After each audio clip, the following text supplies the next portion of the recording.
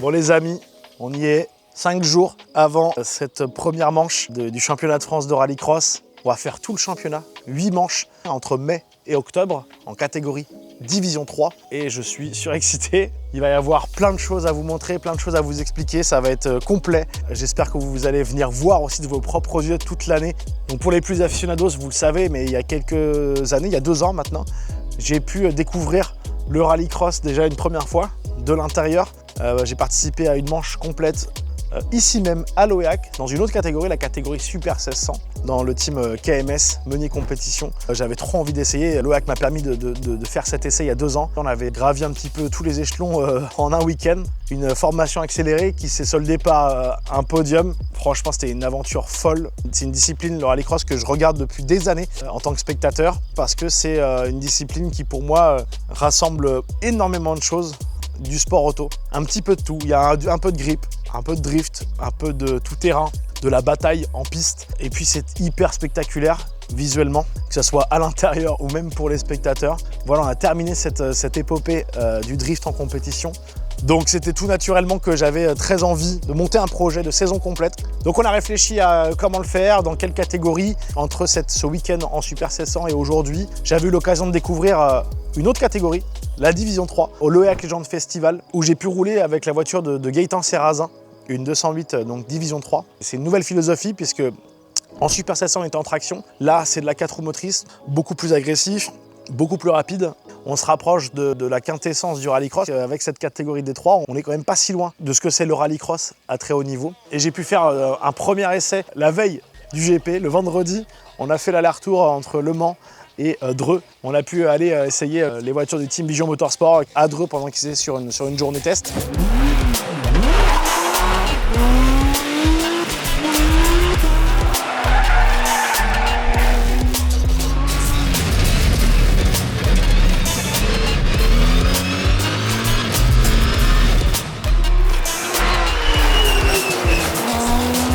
Donc merci à eux pour cet essai. Donc je suis reparti un peu de cet essai un peu gonflé à bloc en me disant bon, c'est le moment, il faut y aller. Donc l'idée c'était de trouver le team avec qui on allait pouvoir engager cette folle aventure. Et on a été contacté par Mathieu Trévian du team S2M Racing qui nous a présenté un projet qui nous a plu pour la saison complète. Donc on a pu aller essayer la voiture ici à l'OEAC il y a quelques semaines. En même temps, quel meilleur endroit pour ressentir les énergies du rallycross et se mettre dans le bain. C'est ici que le rallycross est né en France et presque dans le monde entier. C'est la mecque du rallycross. Ça y est, l'hiver est terminé. Oui, là, ça y est, il y a le retour de automobile après sport. Là.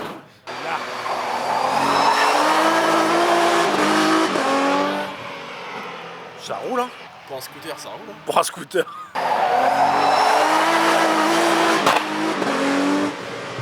Allez, coup de fusil. Attaque! Laissez-moi la voiture. Oh, que ça pète. 4 avant le T2. 3 avant le T1, 4 avant le T2. 3, 4, 5. 3, 4, 5. 4. Le compte est bon. Je vais essayer de me rappeler de ça. S, 2, M. Ouais. On va faire un truc. Hein. M. Ouh là là. La souplesse. Essaye. Voilà. Et là, tu plies ton truc. C'est parfait. Tu veux, toi? Là, tu peux démarrer.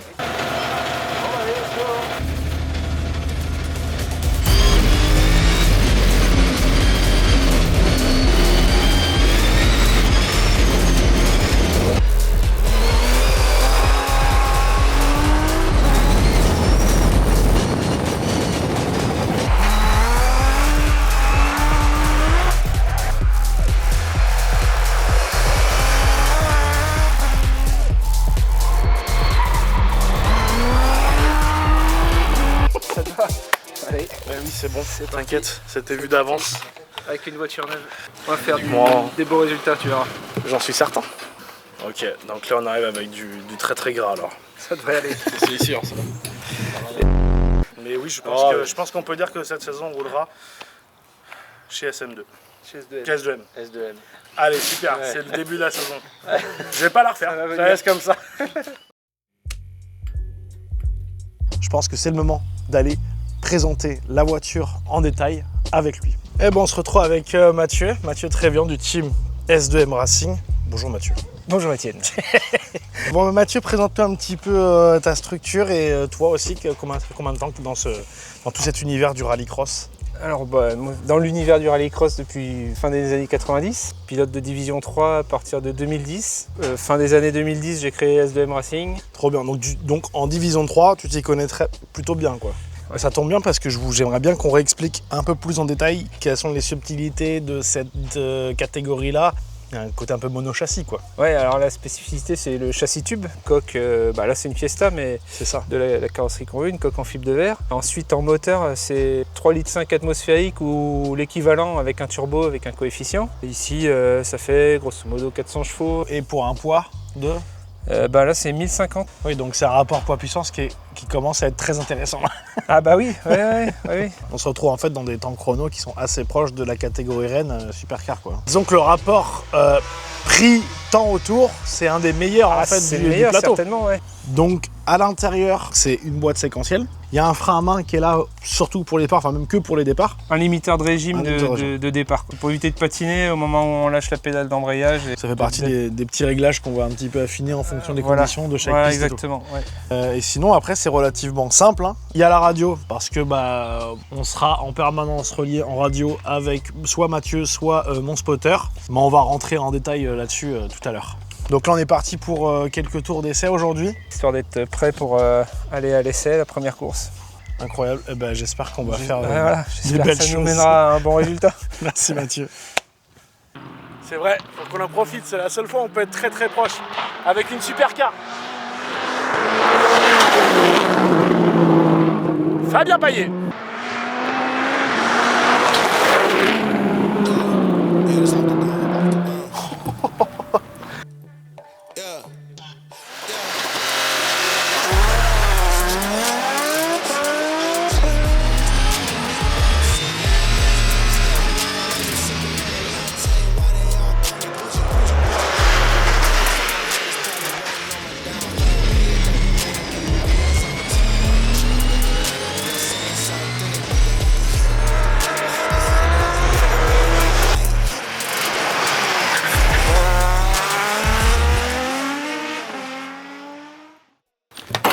Bon les amis, on a Fabien Payet qui va essayer le bolide.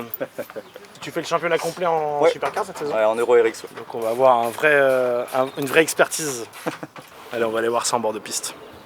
Première fois que je fais essayer une voiture à quelqu'un. D'aussi expérimenté? Bah ouais. Un millimètre de barre et Oui, elle pète comme ça. Je t'entends pas dans la voiture. je pense que tu vas leur botter le cul avec ça. Je pense que tu vas leur botter le cul avec ça. Le moteur, le couple que ça aussi, ça marche. Le moteur, ça marche pas. C'est confidentiel ça, on peut pas dire ça. Dis pas, tu coupes. C'est bon, ça filme. C'est parfait. Ça y est les amis, on est à l'essai. Incroyable, on est dans le nord de la France, en Normandie. Je sais pas si on voit autour de nous, il y a des sapins partout. J'ai l'impression qu'on est à Biscarrosse frérot. Oui, on dirait que c'est ça, on est déjà à Falleras, exactement. Trop bien, il fait beau pour l'instant. Je suis pas sûr que ça soit le cas tout le week-end. Mais ça y est, on a fait les petites vérifications administratives. J'ai pas vu tes gants. Oui, c'est normal, je les ai oubliés. Heureusement, on n'est pas loin. Allez, c'est reparti. Découverte pour moi de ce secteur, de ce circuit. Ça va être le cas sur la plupart des circuits cette saison, à part l'Oea qui est un petit peu dreux. Mais surtout, je vais enfin voir la voiture avec la déco qui a été posée par Lighton Art. Donc j'ai vu quelques photos évidemment, mais c'est la première fois que je vais pouvoir la voir de mes propres yeux. Et voilà. Elle est grise et elle a des formes trop bizarres. Tu veux les lâcher quoi en premier? Par devant ou par derrière? Voilà, avec Mathieu au pire. Viens, on l'ouvre à deux. C'est le retour de Mathieu. Ok. Je regarde pas trop. Plan de coupe!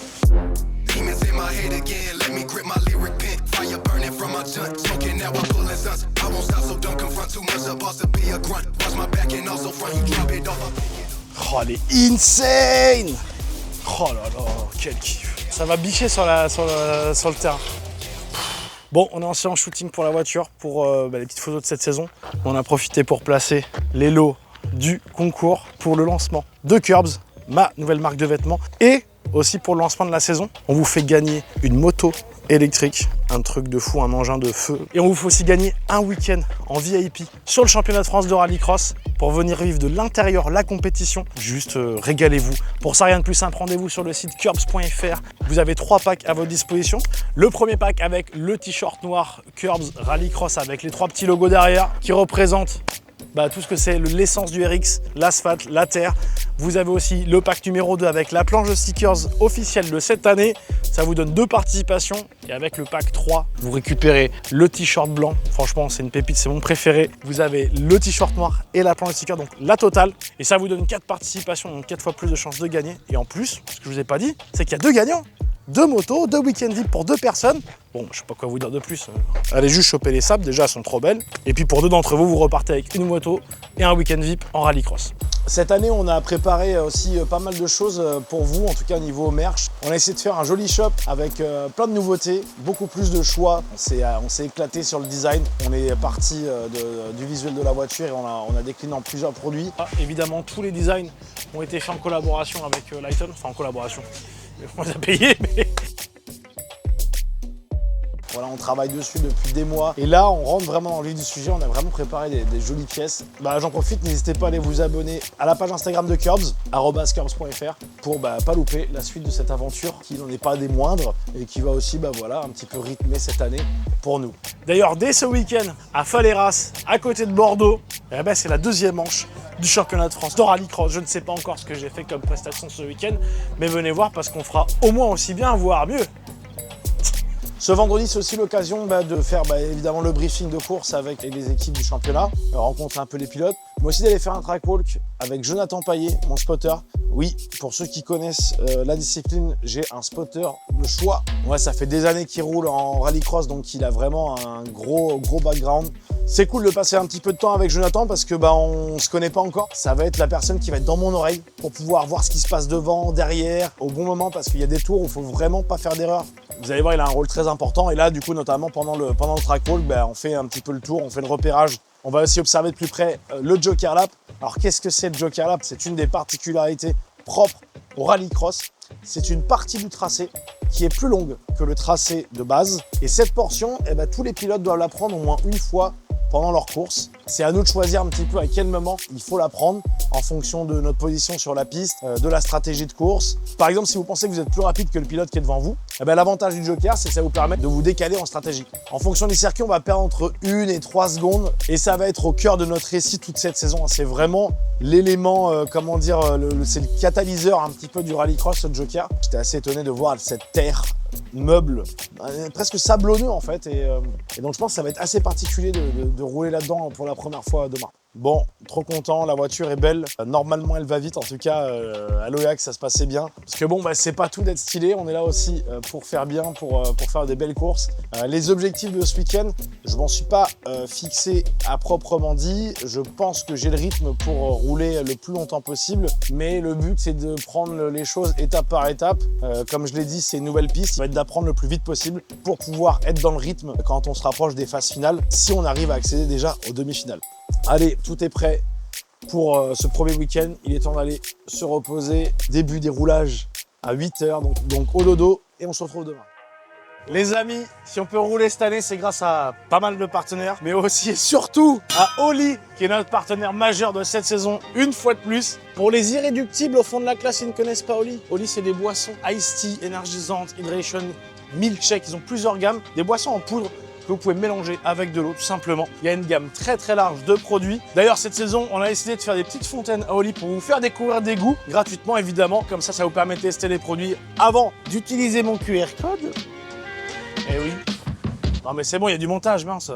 Surtout que ça vous donne accès à moins 10% sur toutes vos commandes. D'ailleurs, pour ceux qui vont tester pour la première fois, Oli vous propose des packs découvertes dans lesquels il y a des petits sachets comme ceci pour tester une petite dose à chaque fois. Et l'avantage, c'est qu'une fois que vous connaissez votre goût préféré et votre gamme préférée, vous pouvez acheter les gros pots et faire les quantités que vous souhaitez.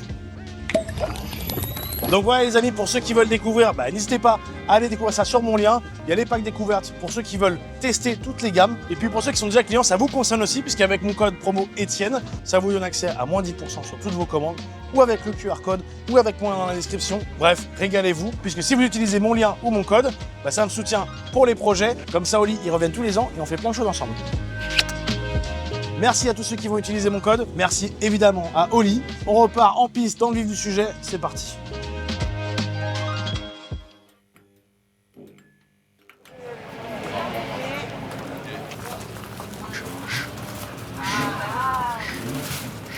Bon, bah on va s'équiper tranquillement, se mettre dans la voiture, se mettre en condition. On est le samedi matin. 2 séances d'essai libres et une séance d'essai chronométrée. On va être lâchés les uns après les autres. Donc voilà, le but c'est d'abord de découvrir la piste. Et puis sur la phase d'essai chronomètre, il faudra quand même mettre le meilleur tour en banque. Mais d'abord, on part pour cette première séance d'essai à bord de cette Fiesta T3F du team S2M Racing pour une découverte du circuit de rallycross de l'essai. Allez, c'est parti. Ah oui. Trop fan de ce que vous faites sur Dailymotion. Allez mon petit Etienne.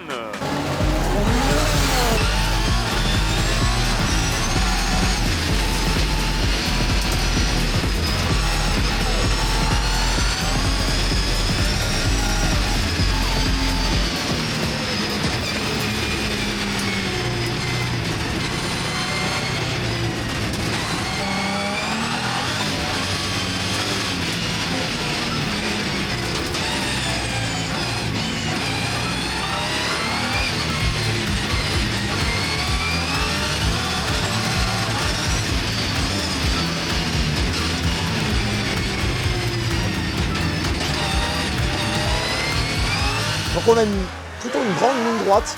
On a le temps de passer la 4, presque même la 5, puisque après on arrive sur ce premier virage.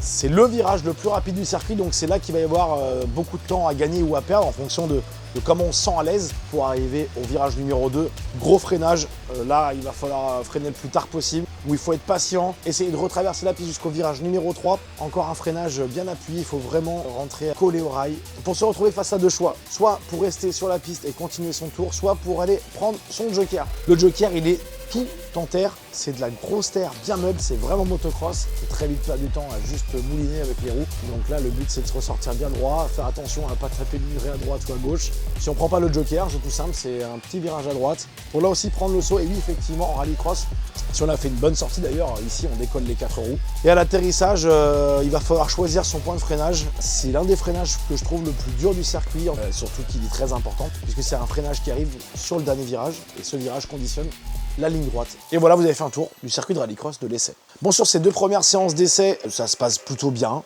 Je me sens à l'aise avec la voiture. J'essaie de prendre mes marques sans faire trop de bêtises. Évidemment, c'est encore relativement brouillon. Mais pas de grosse erreur. Je commence à comprendre le joker. Voilà, c'est 3 tours à chaque fois, donc ça reste quand même relativement court. En plus, le pilote qui part juste avant moi, il est plutôt rapide.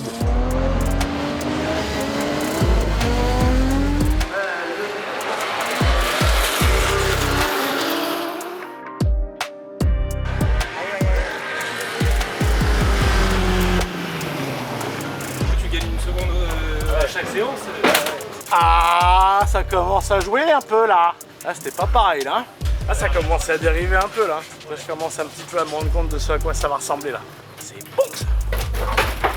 J'ai pu faire 6 tours du circuit avec la voiture et il faut déjà essayer d'aligner le plus possible pour pouvoir réussir à faire le meilleur temps au tour sur cette séance d'essai chrono. C'est le seul moment du week-end où le temps au tour compte vraiment. Donc à la base, j'avais envie d'aborder ça plus comme une séance d'essai supplémentaire, mais c'est vrai que Joe me pousse un petit peu au cul pour me dire non, il faut qu'on mette un tour. Et surtout, le truc assez particulier, c'est que le tour le plus rapide, c'est le premier. En fait, comme on part un petit peu en décalé par rapport au dernier virage, on a beaucoup plus d'élan quand on part de la grille que quand on arrive du dernier virage. Donc le temps qui va être le plus rapide, c'est le premier tour.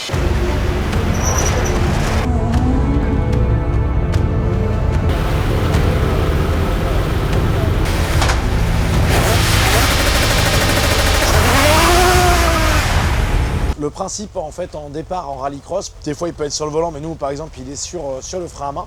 Le frein à main qui ne sert qu'au départ, on tire le frein à main, on appuie sur le bouton. L'utilité de ce petit bouton, c'est de bloquer le régime moteur Et en fait, ce bouton-là nous évite d'avoir un sur-régime au moment de lâcher et l'embrayage, le frein à main et de partir, pour pouvoir faire passer la puissance au sol le plus efficacement possible. Malheureusement, sur cet essai chrono, on l'a dit, le premier tour, c'est celui qui compte, donc il faut faire un départ parfait. Et ça s'est pas passé comme prévu.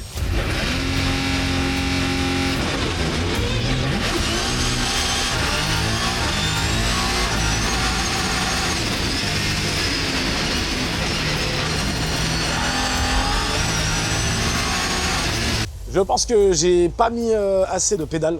J'avais pas assez de gaz au moment où j'ai lâché, puisqu'elle a commencé un petit peu à mourir. Heureusement, j'avais le réflexe du drift de l'an dernier. On avait l'habitude de remettre des grands coups d'embrayage pour que ça parte bien, pour que ça puisse relancer le moteur. Et là, on a pu se lancer. Bon, malheureusement, il y a peu de chances que ce soit ce premier tour qui soit le plus rapide. Donc tour 1, je me souviens pas, mais de toute façon, avec le départ, c'est sûr que ce sera pas un tour hyper rapide. Tour 2, je suis brouillon. Globalement, j'essaie d'en mettre un peu trop et j'arrive pas à être aussi propre que ce que j'avais réussi à faire sur les 2 premières séances d'essai libre. Et puis à l'approche du tour 3, il y a vraiment Jonathan qui me dit allez, c'est maintenant, faut y aller, faut mettre à fond. Et à l'approche du virage numéro 2, il m'a dit allez, freine tartare, repousse ton freinage. Et c'est ce que j'ai fait, mais j'étais pas bien dans l'attrage. Position avec la première des 2 Fiesta du team. Nicolas Boclet en 5e place avec la Mercedes. On retrouvait Etienne. Big up aux spectateurs qui étaient sur le bord de la piste. Je suis désolé, je les ai mais remplis de terre. En même temps, vu la gerbe que j'ai envoyée, en plus le live était pile poil sur moi à ce moment-là. Nickel. Je suis désolé à tous ceux qui ont mangé ma terre. Donc on sort du bac, je perds beaucoup de temps et je sais qu'il y a un pilote qui doit arriver derrière moi dans pas très longtemps. Donc j'ai pas envie de bousiller son tour. J'ai le temps de prendre la rado et je lui demande est-ce que je prends le joker. Donc Jonathan me dit oui vas-y, comme ça tu t'écartes, tu laisses l'autre passer. On rentre au stand, évidemment, je fais un tour, je sais plus où je termine. 17, 16, je sais plus, bref. C'est pas très important parce que je suis pas resté très longtemps à cette position. Ouais, mais c'est pas fait pour dépêcher parce que là, tu vois, t'es sous enquête. D'accord. Ben non. Ah bah je t'ai persuadé que t'aurais rien. 30 secondes. Ouais. Fais chier. Qu'est-ce qu'on c'est toi qui lui Écoute, avais dit parce que... ça nous fera une Q1 plus tranquille, je sors bien. Et... tu pensais... C'est vrai qu'on est vachement serein sur les départs, Etienne. Okay.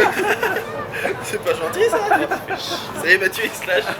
Manche 1. Ça y est. Et en fait, j'apprends que dans ces essais chrono, il est interdit de prendre le joker. C'est noté noir sur blanc, variation de parcours, pénalité de 30 secondes. Ce qui me rassure, c'est que je suis pas le seul à avoir pris cette pénalité. Mais voilà, ça fait partie de l'apprentissage aussi. C'est pas grave, ça arrive à un moment où c'est pas déterminant pour la suite du week-end. Donc évidemment, ça me fait descendre en fond de grille. Je ne sais même pas quelle position, mais bon, je sais que dans la Q1, je serai dans la dernière session. Donc écoutez, c'est comme ça, c'est les règles. Donc je m'excuse encore une fois auprès de la direction de course de ne pas avoir assez révisé le règlement. Maintenant, je le saurai.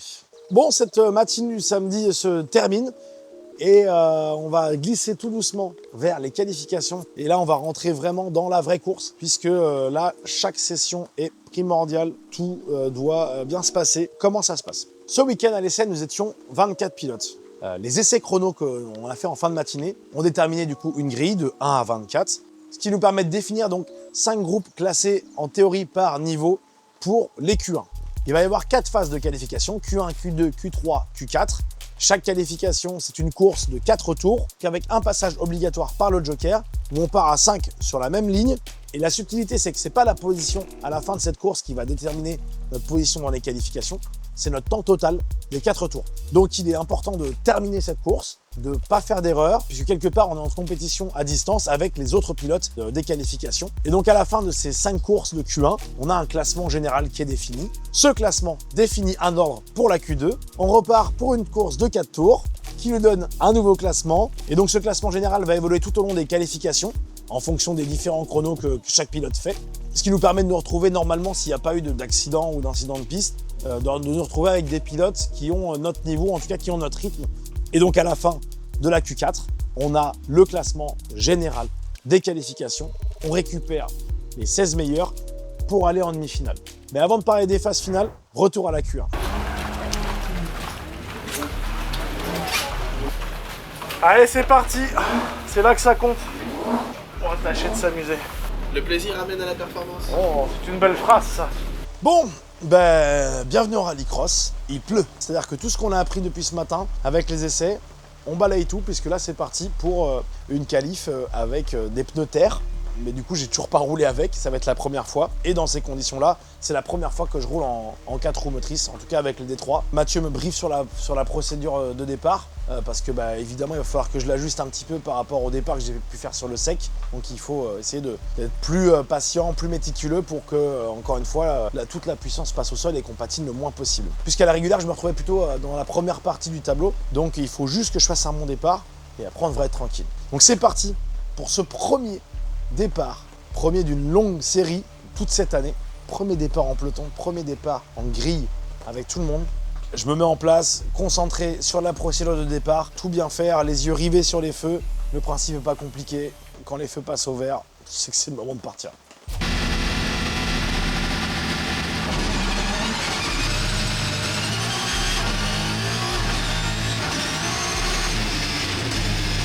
Je prends un départ dragster, je décolle, tout passe au sol, bref, tout s'aligne parfaitement. Je vois très bien qu'autour de moi, je les ai déposés sur la ligne, donc j'ai plus qu'à aller prendre mon premier virage tranquille et dérouler ma course.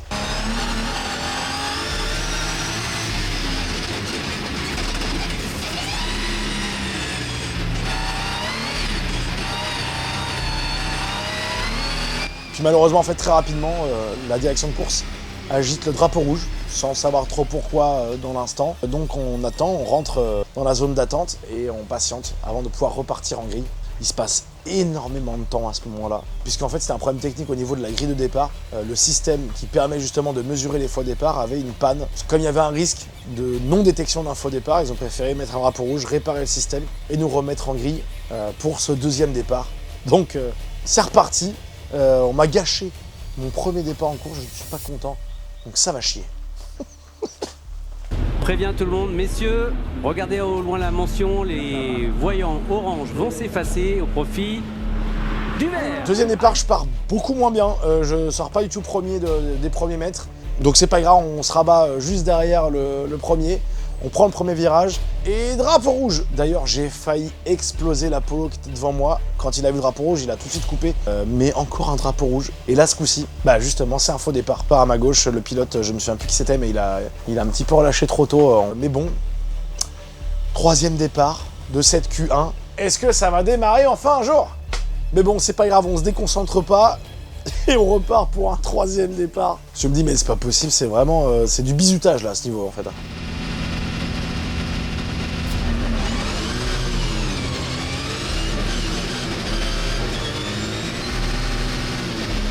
Je prends pas un si mauvais départ, je sors un petit peu côte à côte je crois avec un pilote, mais j'arrive à rester en tête au premier virage, donc c'est reparti en espérant que ça tienne. Le but là maintenant c'est de dérouler sa course, pas faire d'erreur, et essayer de faire le meilleur temps total de ces 4 tours pour essayer de remonter un petit peu dans la hiérarchie des qualifications.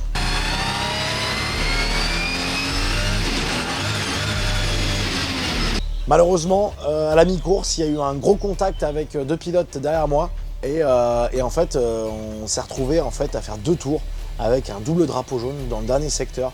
Donc quand on est en qualif, c'est l'enfer, puisque double drapeau jaune, ça veut dire qu'il faut ralentir significativement et être prêt à s'arrêter. Et là, de toute façon, visuellement, j'ai 2 voitures qui ont créé une nouvelle chicane, littéralement. Donc je prends pas énormément de risques. J'essaie de le passer de manière assez sécurisée, sans perdre trop de temps, mais bon, je sais très bien que la voiture allait arrêter dans ce secteur-là. Mais bon, c'est pas grave, on se déconcentre pas, on finit la course, et c'est terminé pour cette première qualification de cette année. Je crois qu'on aura fait la manche de qualif la plus longue de l'histoire du Rallye Cross France.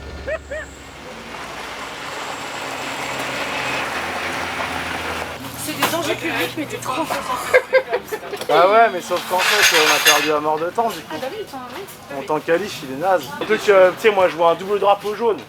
Je vois 2 voitures en chicane. On va faire le narvalo quoi. Mais non. Non, mais on va faire comme à l'OLAC. Ouais. Hein? on peut que monter. On va remonter tout doucement. Voilà. Ça va aller. Et puis après, on fait une T3, c'est magnifique. Malgré ça, ça me met 10e de la Q1, donc je suis assez impressionné. Parce qu'on calcule un petit peu avec le donné que j'ai perdu 3 secondes 5 dans la manœuvre à cause de justement ces doubles drapeaux jaunes. Donc être 10e malgré ça, ça fait bien plaisir. Hein. Finalement, on sauve un peu les meubles. Le problème du 10e temps, c'est que si vous faites les comptes, ça me met 5e de la deuxième grille. Parce qu'en fait, 1, 2, 3, 4, 5, 6, 7, 8, 9, 10. Donc je suis tout à l'extérieur pour le départ de cette Q2. Et quand on est 5 de front comme ça, soit on prend un très bon départ et on peut oser recouper et aller plonger un petit peu à l'intérieur au premier virage, soit on se retrouve bloqué à l'extérieur, soit alors il faut lâcher et c'est être patient, essayer de reprendre une autre trajectoire. Donc c'est parti pour cette Q2, on va essayer de se concentrer pour faire le meilleur départ possible.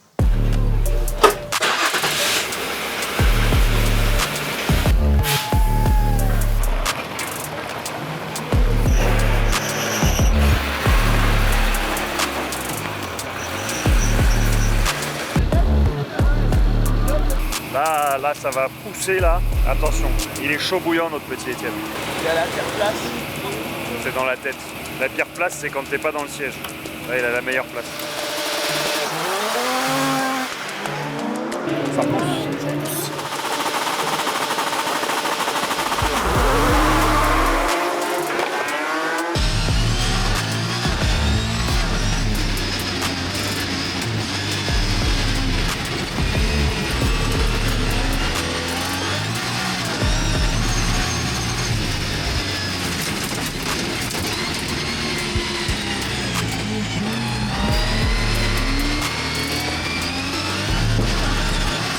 Encore une fois, je fais un départ tout à fait correct et très rapidement, je me rends compte en tournant un petit peu la tête qu'on est tous à droite.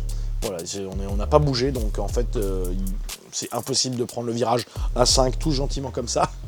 Donc je lâche tranquillement, comme je vous l'ai dit, on est en qualification, le but c'est de terminer. Une qualification non terminée, c'est énormément de temps perdu sur le classement général, quoi. Donc comme je me retrouve fond de grille à l'approche du joker du premier tour, Jonathan me demande du coup de prendre le joker tout de suite.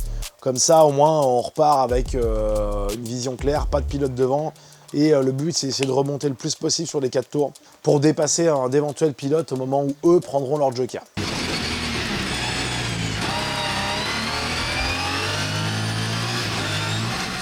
À la sortie en fait de mon tour de joker, je sens énormément de vibrations dans la voiture, de plus en plus, tellement que je me dis qu'on a crevé. Pourtant j'ai rien touché, mais ça tremble d'une folie. C'est presque impossible à conduire.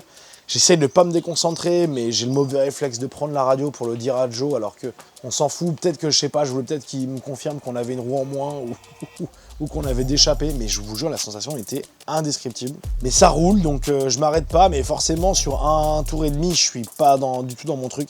Ça me fait faire des bêtises, ça me déconcentre complet. Donc forcément, à la fin, j'arrive quand même à remonter un petit peu sur le peloton et à prendre une position. Mais à mon avis, le temps il est pas bon, quoi.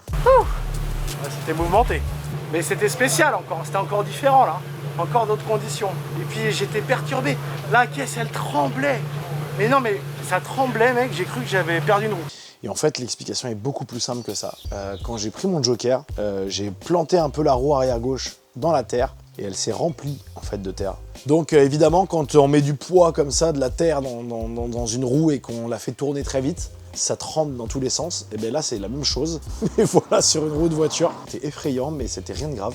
Ça a quand même un petit peu abîmé quelques trucs, mais big up d'ailleurs aux mécanos, notamment à Loïc, mon mécanicien. C'est une équipe de fous, ils sont trop chauds, ils ont réparé ça, tout ce qu'il y avait à réparer un petit peu dans le week-end à droite à gauche. Mais au cumulé, ça me met le 17e temps de tous les pilotes en Q2. Pas ouf. Donc 15 en général, c'est bien et pas bien. On est quand même dans la première moitié, c'est-à-dire que dans l'état actuel des choses, on serait qualifié pour les demi-finales. Mais bon, c'est loin d'être suffisant et je pense qu'il y a mieux à faire. Donc on prend le temps de se poser sur les caméras. On essaie d'analyser où est-ce que je fais des erreurs, pourquoi je les fais. Donc c'est super intéressant. D'ailleurs, c'est un travail qu'on va faire entre chaque session jusqu'au bout. Et c'est ce qu'on fera à chaque week-end. Et ça fait trop plaisir d'avoir cet accompagnement-là. C'est vraiment ce que j'avais besoin. C'est ce que je cherchais pour cette saison. Donc merci beaucoup à Mathieu Trévian d'avoir mis tout ça en place. C'est la meilleure façon possible de progresser. On arrive facilement quand même à déceler des endroits sur le circuit où je fais des erreurs, où on va pouvoir facilement travailler, notamment sur certains freinages, où j'ai tendance vraiment en fait à vouloir rentrer un petit peu comme si j'étais en grippe, alors que le rallycross c'est plutôt monotrage, hein, c'est-à-dire qu'il y a une trajectoire propre, et si on commence à en sortir, c'est souvent le début des problèmes. Et donc psychologiquement, j'ai vraiment du mal à rester à l'intérieur, à l'abord d'un virage. Dans ma tête, il faut que j'arrive à l'extérieur pour prendre une corde, ressortir à l'extérieur. Donc il faut vraiment que j'arrive à faire ça. On se rend compte aussi d'une autre boulette que je fais, c'est que j'ai tendance à tenir mon levier surtout au départ, j'ai tendance à tenir mon levier entre les passages de rapport. Donc dans ces voitures, on a un shifter. Pour passer les rapports, on débraye pas. Pour que ça fonctionne correctement, on fait une coupure d'allumage, une coupure au moteur. Et en fait, si je commence à tirer sur le levier, ça fait la coupure d'allumage. Donc en fait, ça coupe la voiture. Bref, en tout cas, c'est le bilan un petit peu de toute cette première journée.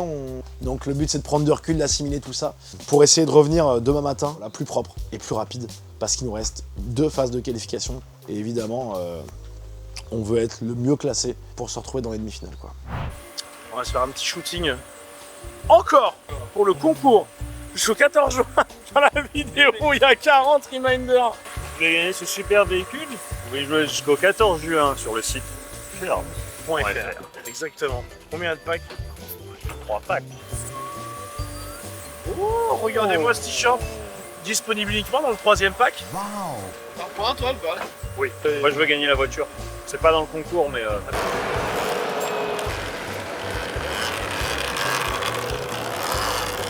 Iggy, faut la moto! Bonjour. Tu fais des wheelings? Ouais, je fais des levées. Ça va les gars? Ah, c'est toujours les coulisses, c'est ridicule. Mets les bras en l'air. Hey! Ouais.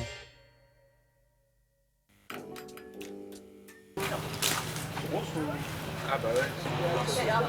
Nous voilà dimanche, au programme le matin, les 2 dernières phases de qualification, Q3 et Q4. Et si tout se passe bien, on roulera l'après-midi pour les demi-finales. Et après, en fin d'après-midi, c'est les finales. Donc c'est le Graal à atteindre, de pouvoir rouler l'ensemble du week-end. C'est l'objectif principal.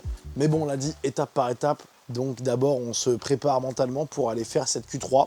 Au départ de la Q3, les conditions sont un peu mixtes, c'est-à-dire qu'il vient d'arrêter de pleuvoir, mais la piste est encore hors salle. Donc on prend la décision de partir en pneus terre. Sur la grille, on n'est pas tous en pneus terre, hein, puisque à ma droite, il y a Fabrice Lefebvre qui a décidé de partir en slick. Parce que ouais, c'est vrai que la piste est séchante, donc c'est un pari qui est intéressant à prendre.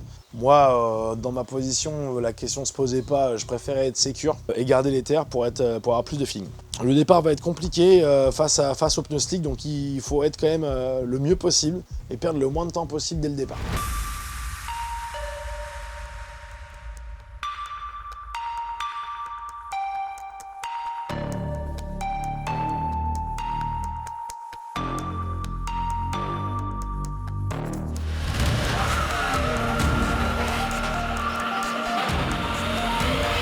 Ah, il est là, le premier visuel du jour pour Étienne Moustache.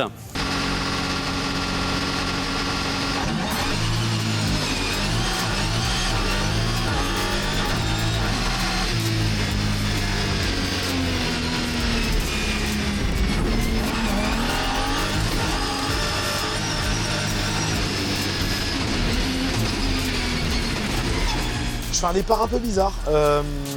Je sais pas, ça bouge pas mal, je me décale et puis je fais encore n'importe quoi avec mon levé de vitesse. Mais nous voilà sur la terre, je vois la voiture de Lefebvre freiner significativement, donc je prends la décision de me décaler tout de suite, de me retrouver à l'extérieur, de prendre mes freins bien après lui en me disant bah vraiment ça devrait passer.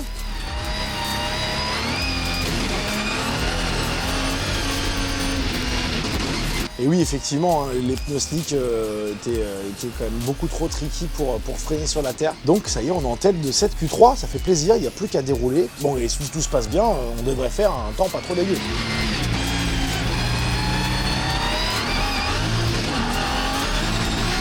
Je prends pas trop de risques, je sais qu'on est quand même 15 au général, donc il faut remonter. Donc je déroule la course, je fais pas des dingueries, je sais pas de freiner plus tard que jamais, tu vois, donc je déroule. Jo me dit que je suis tranquille derrière, qu'il y a personne, donc j'ai pas de pression particulière, juste je veux pas faire de boulette, donc j'en fais pas trop.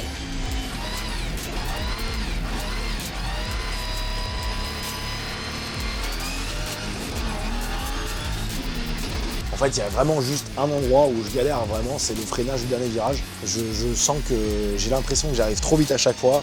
Donc je prends toujours mes freins trop tôt et en fait je suis à l'arrêt complet. Mais bon, c'est pas le moment de tenter des choses, je veux juste terminer la course. Et Étienne Moustache qui fait pour l'instant 2e du classement provisoire. Ah ben voilà, let's go. Bravo, tout cas, c'était pas hyper rapide, mais au moins ça motive pour le reste. Quoi t'as fait? Maxime sortait en 7ème position. 7ème 7ème 5 Ouais. Sûr? Ah, je pense, ouais. Elle va leur bombarder là. P5 en Q3. On se retrouve 12e en général. On est passé de la 15e à la 12e avec 5e temps, évidemment. Ça dépend de qui est devant, qui est derrière. Mais ça fait quand même P15, P12. On prend. Tu vois, c'est grâce à toi. Tu as mis le début de la belle pancarte juste avant de partir. Merci mon grand. Check. Guillaume, t'es fier de ton poulain? Ouais, je suis fier de lui. La prochaine course, ça va être. L'avantage par contre d'avoir fait le 5e temps en cette Q3, c'est que je vais me retrouver en Q4 avec les 5 meilleurs de la Q3. 4 autres pilotes qui seront à côté de moi, c'est vraiment des gars rapides. Les Bretons, on l'a beurré. On est avec les leaders du championnat, attention. On l'a beurré, c'est super marrant, tu vois, on se prend la gueule. Ce qui est bien, c'est que... De toute façon, en général, on finit dans le bac là-bas à gauche, le premier virage. On fera un selfie là-haut sur la butte, il faudra un téléphone par contre. Non mais là je suis en observation les gars, je suis en stage, ok? Ouais, ok. Stage d'été. Vous me faites ça propre par contre, parce que je vais apprendre. Nous, on met des points là. Une fois qu'on sera en phase finale, là, on est déjà en phase finale. Là, on décroche le cerveau. Rien du tout de détail. Quand t'as le casque, après c'est fini. J'ouvre la porte, j'y vais, terminé. De toute façon, une fois que t'es dans le bac, terminé. Je suis 5e. Et 5e, ça veut dire quoi? Ça veut dire qu'on part tout à gauche, encore une fois. Mais bon, là, la stratégie, c'est de pas faire de vagues. Hein. C'est-à-dire que techniquement, si je reste sagement derrière les plus rapides, on devrait faire un temps très correct et sécuriser la demi-finale. Donc le but, c'est de voir quand même comment on sort de la grille, parce que si je prends le départ du siècle, on va pas se priver, je me jette à l'inter. Mais si, si je suis collé aux autres, le but, c'est quand même de sécuriser et de pas se retrouver dans le rail au premier virage. Le départ de la dernière série dans cette division 3. Celle-là nous a mis un peu en appétit, non? Un petit peu de peps. J'ai l'impression qu'on commence à monter d'un cran et commence à avoir un petit peu de contact, notamment au premier droite, ce qui promet un dimanche après-midi disputé. Il est là, Étienne. Voilà. Étienne installé dans la Ford Fiesta du team S2M Racing. Ready to race.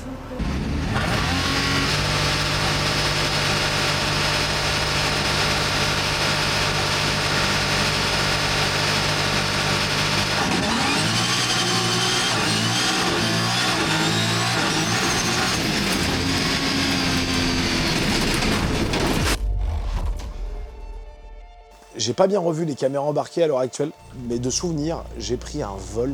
En tout cas, la roue arrière droite, j'ai l'impression qu'elle est montée vraiment haut. J'ai atterri très fort, quoi. Et sur le moment, je me dis qu'on a cassé quelque chose, quoi.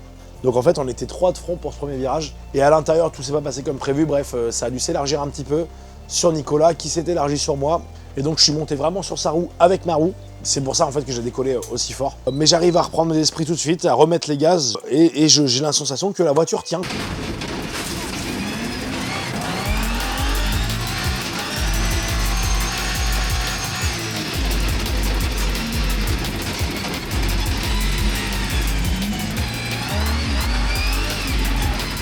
Donc voilà, même si je me retrouve en 5e place, Joe décide de me laisser en piste, de ne pas me prendre le joker dès le premier tour. Parce que c'est Nicolas Boclet devant et que bon normalement c'est un pilote rapide, donc autant garder cette position là et remonter avec lui, quoi.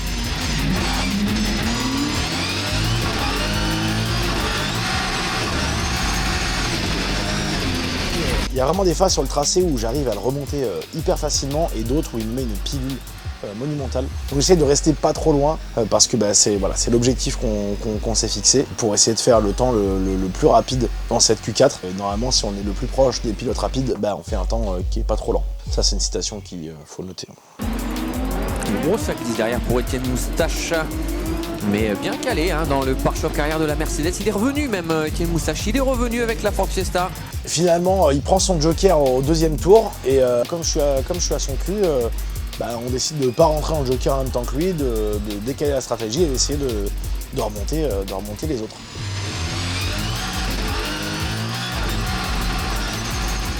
Je fais pas mes meilleurs tours sur le 2 et le 3. ça va, mais c'est pas. Je pense que j'étais plus rapide quand j'étais derrière Nicolas. Le fait de me retrouver tout seul, j'ai pas de lièvre direct. Je sais pas, j'arrive pas à rentrer propre dans toutes les trages. On remonte pas de fou sur les autres malheureusement. Mais on va quand même gagner une position en fin de course puisque on perd Marin Le Jossec qui a mal terminé la course malheureusement, plusieurs contacts, termine malheureusement muré avec pas mal de casse. Donc Sort devant, pop pop, l'énorme contact avec le mur. Oh, ça sent la crevaison là. donc on récupère cette position et on termine 4e. Pas très loin derrière Mathieu Fretin, donc je me dis que ça doit pas être trop mal. Ça nous fait le 7e temps au général. Et donc on termine ces qualifications à la 9e place. Donc c'est largement suffisant pour être qualifié en demi-finale, donc je suis trop content. On est en demi. Bon, c'est bon, ça c'est du rallycross, ça y est. Allez, une étape de plus. Bon, putain, c'était incroyable, hein. C'était quelque chose. Hein. Bah, le start, j'ai encore fait de la merde, parce que j'ai encore tenu le levier. Ouais, et puis donc, mais non, arrête de lâcher, lâche-moi ce putain de levier. Bon, bah une étape de plus, rendez-vous en demi-finale. C'est cool, ça change du drift. Après, encore à gauche. Tu vois, encore le coup de gaz. C'est incroyable. Alors que là t'étais bien parti, t'avais mis le bon angle de volant. Allez, pivote. J'arrête, putain. 9e pour les demi-finales, ça va nous placer en 2e ligne, puisque oui, nous allons rentrer dans les phases finales, donc il va falloir que je vous fasse une petite mise à jour. En demi-finale, nous ne serons plus 5, mais 8 pilotes. Voilà, ce sont les 16 meilleurs pilotes des qualifications qui vont en demi-finale. 2 demi-finales de 8 pilotes chacune, répartis sur 3 lignes différentes, 3 pilotes devant, 2 pilotes en 2e ligne et 3 pilotes en fond de grille. Ma 9e place des qualifications, ça me met dans la 2e session et ça me met 2e ligne à l'extérieur. Sur le papier, c'est pas la folie, mais apparemment ça starte bien de cette ligne-là. J'essaie de pas trop me prendre la tête avec cette position sur la grille et de toute façon maintenant on va y aller et à partir de là, déjà dans ma tête, c'est déjà du bonus parce que je suis trop content d'être en demi pour cette première manche, quoi.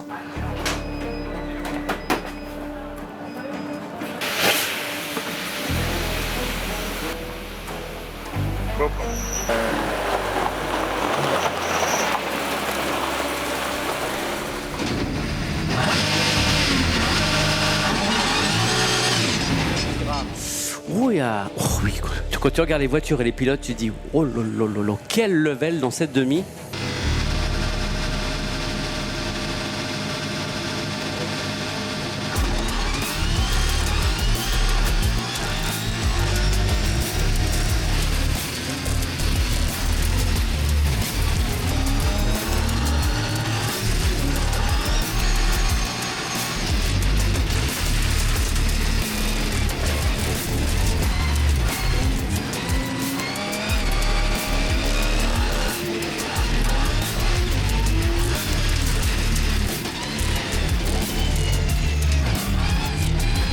Ça se passe pas trop mal, je suis au niveau de Mathieu, mais on est 8. Au premier virage, il va se passer des choses. Je sais pas, je sens que j'ai du grip à l'extérieur, donc pourquoi pas, il n'y a personne, donc ça devrait passer. Mais en fait, il y a du grabuge devant. Enfin, vraiment, je pensais remettre gaz à fond en grand là dans la ligne droite, et je me retrouve avec sa voiture qui est en face de moi. Je me décale à gauche, malheureusement, je me rends vite compte que je vais devoir taper le rail.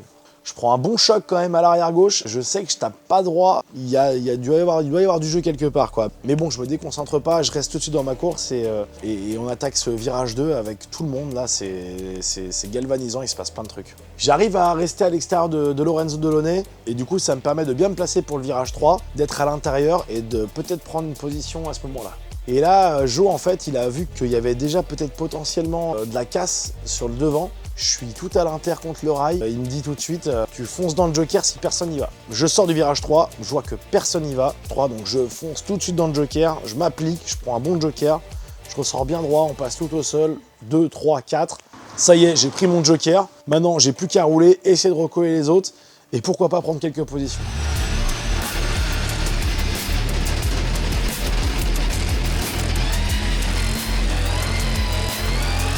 Très malin comme strat, j'arrive à être très propre. Dimanche, je sens que la voiture a tendance à rouler en crabe en ligne droite, mais tout fonctionne correctement. Juste elle est instable, quoi. Il faut que je me batte un petit peu avec le volant pour rester bien droit. Et j'arrive à mettre de la régularité dans mes tours. Je remonte, j'arrive à recoller des mecs, et à chaque fois que je recolle un gars, il part dans le joker. Me sort des hauts tapis dans ce premier tour. Allez, tour joker pour Mathieu Fretin avec la Toyota. Je reprends une position, je me remets derrière un autre gars, on arrive au joker. Ouais, mais Étienne Moustache, il a déjà validé son joker, il est actuellement 4e. Donc si on fait des calculs, ça devrait plutôt bien se passer pour Étienne Moustache, Morgan Gourdan dans... Il prend le joker. Allez, Tony Lomont, qui devra passer par le tour joker. On arrive au dernier tour, en tête de la course, c'est toujours Lomont qui a pris d'ailleurs un départ de malade. Il nous a fait un dépassement, il a esquivé des voitures, il a fait un exter folie ses premiers tours. Il prend son joker, devant moi il y a Lorenzo Delaunay, je suppose n'a pas encore pris son joker. Il s'élargit à mort au 3, donc je suis patient, je suis même obligé de piler un petit coup. Donc il saute dans le joker, je remets les gaz tout de suite, je m'applique bien pour mon virage de droite, droit, j'enquille à fond. Là il y a Joe qui me dit allez, go. Il me dit de tout pousser, je vois qu'il n'y a personne devant, je trace et j'arrive dans le dernier virage. J'essaie de bien garder ma position, j'arrive à prendre ce dernier virage et je passe la ligne d'arrivée et je vois qu'il n'y a personne, je vois le drapeau ADB, je vois personne. J'entends Joe qui me dit trop bien, t'es premier de la session et tout. Je dis mais quoi?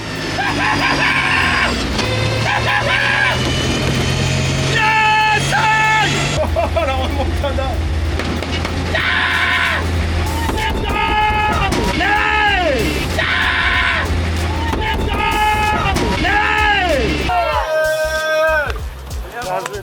Merci.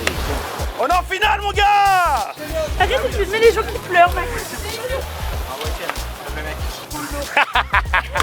C'est bon, ça. Incroyable. Oh putain. Bien vu, Mathieu. Putain, c'est trop bien. Merci à vous, c'est trop bien. Check ça. Chaud quand même. Strat de fou, un petit peu de réussite parce que je prends le joker au moment où tous les autres sont un petit peu en grabuge. Effectivement, Joe avait repéré qu'il y avait de la casse. Il a fait un super bon pari parce que quand je prends mon joker au début de la course, effectivement, ça s'en mêle les pinceaux devant. Ce qui fait qu'ils n'ont pas pu prendre d'avance pendant que je suis dans le joker. Et c'est comme ça que j'ai pu recoller progressivement et réussir à terminer en tête. Au final, je suis trop content. D'ailleurs, je vous l'ai pas dit, mais on a fait 6 tours. Mais pour les plus observateurs, on est passé de 4 à 6 tours pour les demi-finales. Les 8 meilleurs du week-end, je suis dedans et je suis deuxième. Première ligne, juste à côté de moi, ce sera Nicolas Boclet, le champion de France en titre. On va partir pour une course de 7 tours. Donc là, maintenant, j'ai envie de vous dire, c'est que du bonus. Mais on peut finir dernier de la finale, j'en ai rien à faire. Là, c'est bon, ça. Bien joué. Pour première ligne, pour une première. C'est cool, hein, fort. déjà. Bien joué. Ah non, on va essayer que ça foute pas trop le bordel, là, mais bon. Prendre des points. Ouais, C'est plus important. On est d'accord que si tout se passe bien au départ, j'ai pas besoin de débrayer entre la 1 et la 2. Non. Aucune vitesse au départ. Et pas de main sur le levier. Mais putain, ça j'y arrive pas, putain. La main sur le volant à chaque fois, tout le temps. Et passer les vitesses, tu tires là. Voilà. Ça le fait? Ouais. C'est un objectif ambitieux, c'était d'être en finale. C'est première ligne. Je vais y aller. Merci Mathieu. Gestion du patinage, excellent. Hein? Je suis même pas capable de faire ça. Gestion du patinage, excellent. Place et après, la trace. Ouais. Faut peut-être plus que je fasse quoi que... À mon avis, on va la ramasser. Ah ouais? On va se mettre en pré-grille pour cette finale. Et là, coup de théâtre. Il y a la pluie qui s'invite. Forcément. Vous pouvez pas être tranquille, non? Ça va être marrant. On était parti pour faire une course en pneus slick. Et donc là, c'est une décision qui est un peu compliquée à prendre. Tout le monde est là en pré-grille. Il pleut, mais pas très fort. Et tout le monde s'observe. Qui est-ce qui met les pneus terre? Qui est-ce qui reste en slick? En fait, très rapidement, moi, je me dis qu'on va tenter les pneus terre parce que je préfère jouer ce pari-là plutôt que de jouer le pari des pneus slick. Franchement, j'ai rien à perdre. Et puis, au contraire, je préfère la jouer sécu. Et il va bientôt être l'heure de prendre une décision parce qu'après, la direction de course, tu ne laisseras plus l'opportunité de changer de pneus, quoi. Donc, bam, c'est parti. Les gars se jettent les crics sous la voiture. C'est parti. Finalement, je vois que tout le monde est en train de passer les pneus terre. Tout le monde sauf un. Alors qu'il est vraiment en train de pleuvoir. C'est-à-dire que la piste n'est pas sale, mais il pleut. C'est chaud. La course, la vraie, là. On se félicite d'avance avec Mathieu. Vraiment, on se fait un énorme smile avant de partir. Genre, bas les couilles. On est déjà trop content d'être là, sur la grille. Donc que du kiff. Juste, il va falloir essayer de faire un bon start sur la pluie. Mais quoi qu'il arrive, ça va être une régalade. Donc le but, c'est d'en profiter un maximum. Donc c'est parti pour cette première finale du championnat de France de rallycross 2026, catégorie division 3. Et on est là, sur la première ligne, à la deuxième place. Position pour Nicolas Boclet, il retrouvera à sa gauche le jeune mais talentueux Étienne Moustache qui pour sa deuxième pige est à nouveau très performant. Il partira de la première ligne au centre. Voilà Étienne, et il me disait j'ai encore tellement de marge. Quand je regarde mes caméras embarquées, il y a encore de quoi faire. Il se qualifie dans la grande finale et la procédure va bientôt démarrer. La mention Ready to Race, c'est le flash vert qui apparaît.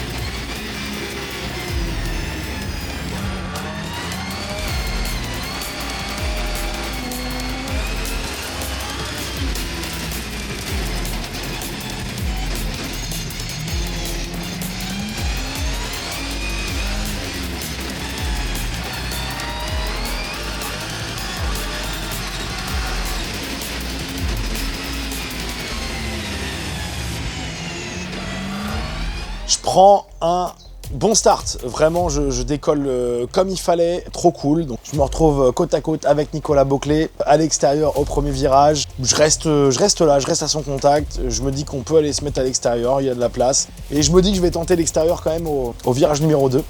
Sur le papier ça n'a aucun sens. Et donc je prends tout mon virage comme ça, on glisse à l'extérieur. Je sais que ça va être moins rapide forcément, mais je me dis qu'il y a peut-être moyen de le passer tout de suite. Mais malheureusement, on n'apprend pas au vieux singe comment faire la grimace. Et Nicolas, en fait, ressort un petit peu mieux que moi. Il vient tout de suite se placer, me tasser légèrement vers l'intérieur. Rien de très viril, mais juste histoire de dire le prochain virage, c'est le mien. D'accord patron, je me mets derrière. Le but c'est de rester au contact de Nico et d'essayer de rester là, de se rapprocher de lui, peut-être tenter quelque chose plus tard. Mais déjà je me dis que là je suis deuxième de cette course et j'ai pas prévu de descendre.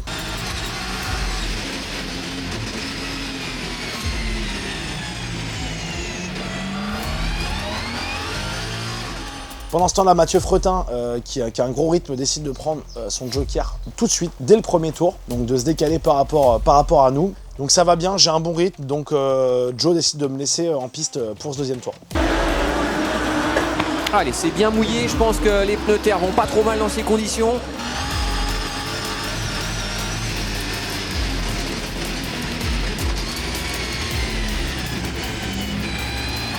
Tour 2, je suis toujours en un super bon rythme, on est toujours un cran en dessous de Nicolas Boclet, je remonte pas vraiment sur lui, mais j'ai un bon rythme, mais il y a un gap qui se crée derrière et Joe en fait se dit que c'est peut-être bien le bon moment pour prendre le joker et rester à la deuxième place.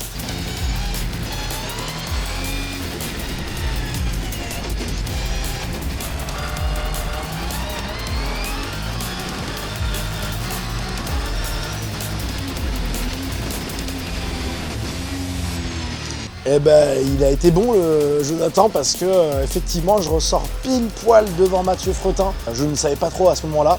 Il me fait comprendre rapidement que derrière moi c'est là et qu'il va falloir rester au taquet parce qu'il y en a un qui est derrière avec sa Yaris, c'est Canadal et il s'appelle Mathieu Fretin. Passé.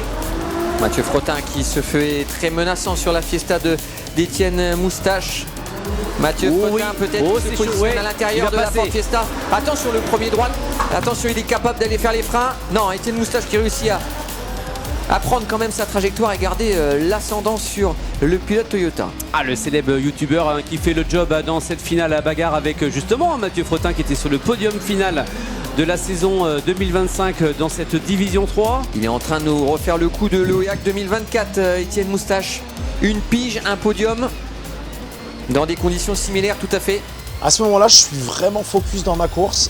J'écoute juste attentivement tout ce que me dit Jonathan. D'ailleurs, il me corrige vraiment sur certaines trajectoires pour pas laisser de place à Mathieu parce qu'il a eu le temps de voir des trajectoires un peu bizarres de ma part dès le début de cette course. Pas forcément des trajectoires qui nous faisaient être beaucoup plus lents, mais des trajectoires dangereuses quand il y a quelqu'un qui est juste derrière toi et ça lui permet de laisser une porte, en tout cas la possibilité de tenter un dépassement.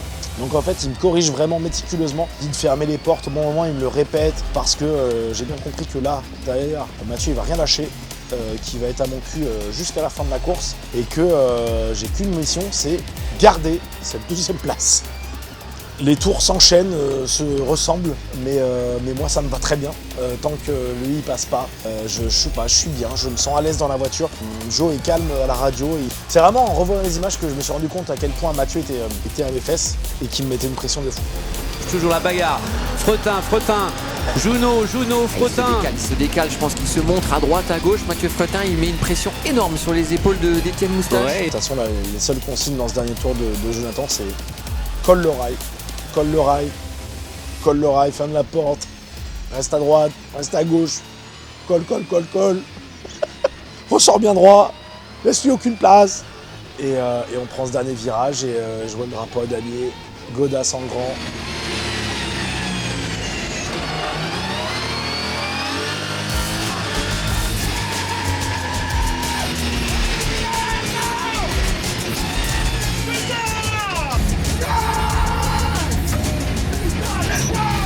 Et on passe cette ligne d'arrivée à la 2e place pour mon premier week-end en Détroit.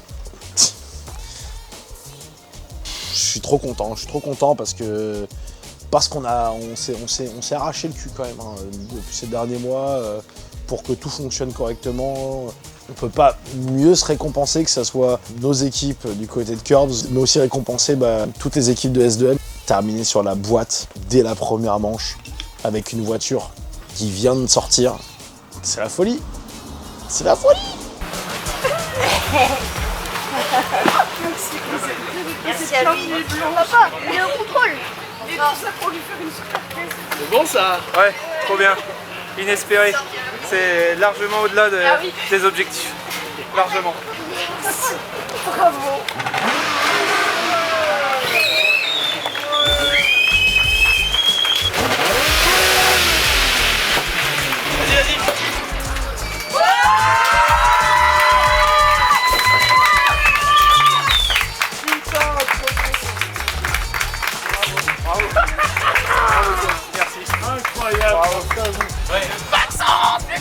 Incroyable, P2! T'es content? Trop content! Putain, tu l'as fait! Merci! Let's go! C'est parti pour un championnat complet maintenant. Bien là, les dieux de la pluie. Les dieux de la pluie ont été avec toi. Je sais que t'as été propre parce que je t'ai quasiment jamais senti. Là, c'est cool, mais encore bien joué, hein, putain. Super bien parti. 2 piges, 2 podiums, c'est du jamais vu en rallycross. C'est vrai que pour l'instant, on est toujours sur la. C'est hallucinant. Faut pas trop que je m'habitue. Je n'ai jamais vu ça. Voilà, tu as son compte maintenant. On va rigoler. Vous vous souvenez de Julien? Pour ceux qui ne se souviennent pas, il y a 2 ans à l'OEAC, on était dans le même team. Ouais, et on a été sur le podium ensemble. Podium tous les deux. Et on est encore sur un podium ensemble, mais pas dans un catégorie. 3e place pour Mathieu Fretin. Qu'est-ce que t'as pas Sur mal de la filmer, 12e toi? marche du podium, c'était l'annonce de début d'année, ça va faire du bruit. Quand il vient nous voir, il fait un podium, c'était le cas à l'OEAC en Super 700. Là il arrive pour toute la saison. 2e place ici d'Étienne Moustache.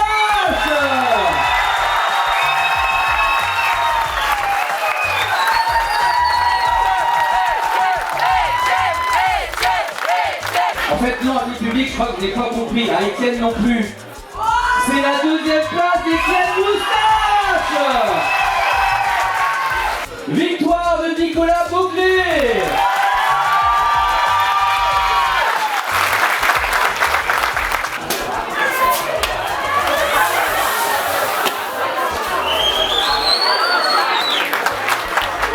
Challenge. Et ouais, on a eu une finale dédiée. Bon, bientôt dans 15 jours. Ah, dans 15 jours, bon courage. Et voilà, Et ben voilà, c'est la fin de cette première manche. On n'entend rien. Et merci à tous d'avoir suivi. Rendez-vous à Palais. Franchement, premier ou P2, ça n'aura rien changé. Aussi stylé que si on avait fini en haut de la boîte, parce que franchement, c'est ouf. Je sais pas trop quoi dire. Je pense que les images parlent d'elles-mêmes. Tout le monde nous a félicité chaleureusement. Tous les pilotes ont été adorables et tout. Vraiment, j'ai reçu énormément d'encouragement, de soutien, de félicitations. Je suis vraiment content d'être dans cette catégorie. Après, Après une année en drift relativement compliquée, on a fait ce pari-là de changer dès cette année de sport, parce que je sais pas, chanter un feeling avec cette 4 roues motrices, avec cette catégorie assez folle qui est la Division 3, qui est pour moi une des meilleures catégories évidemment, hein, sans objectivité. Donc ça promet des aventures folles et je suis content, je me sens à ma place. En fait, je me dis, voilà, je me suis fait confiance, on s'est fait confiance. C'est une institution de rallycross en France et du coup ça fait chaud au cœur et que ça se termine comme ça, carton plein.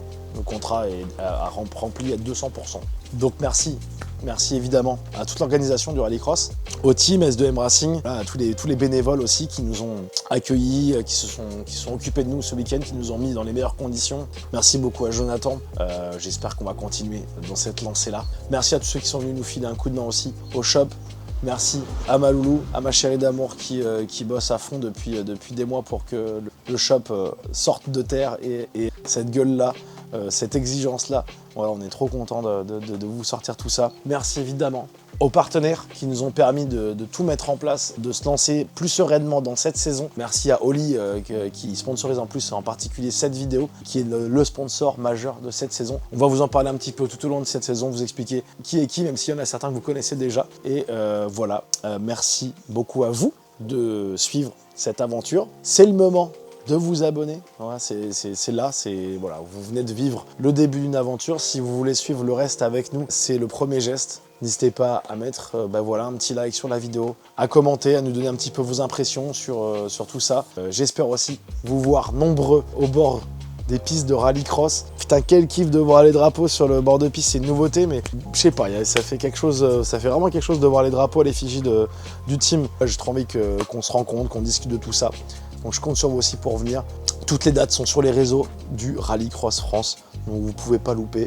Ça se passe dans l'ouest de la France. Et d'ailleurs, on se donne rendez-vous à Faleras, à Bordeaux, ce week-end. C'est la seule manche qui se retrouve à peu près dans le sud.